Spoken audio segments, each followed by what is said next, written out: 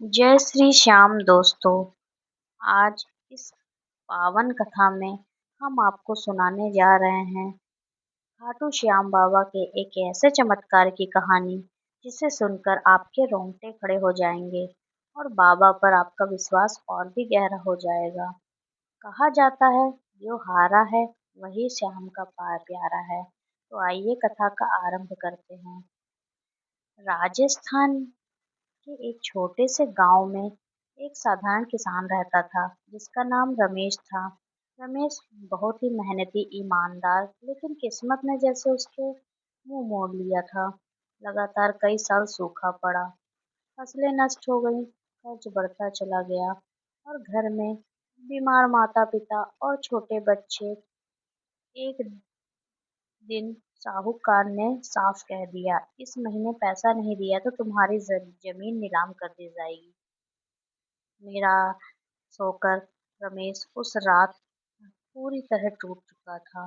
अंधेरे कमरे में बैठा बस यही सोच रहा था, अब क्या होगा। तभी उसकी पत्नी ने कहा, एक बार श्याम बाबा के दरबार चलो, कहते हैं बाबा किसी को खाली हाथ नहीं लौटाते।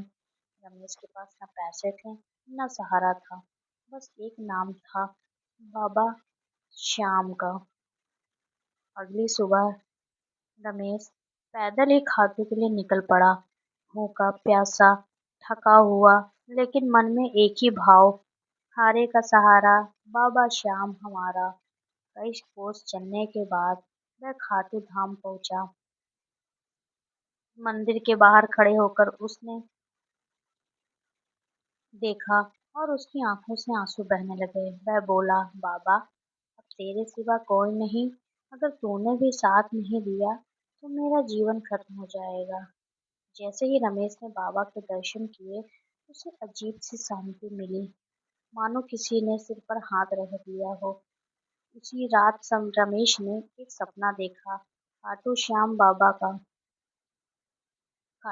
बाबा स्वर्ण मुकुट पहने हुए उसके सामने खड़े हैं। बाबा बोले, डर मत भक्त, कल सुबह सूर्योदय से पहले मंदिर के बाहर जो मिलेगा वही तेरे जीवन को बदल देगा। अगली सुबह सूरज निकलने से पहले ही रमेश मंदिर के पास पहुंचा।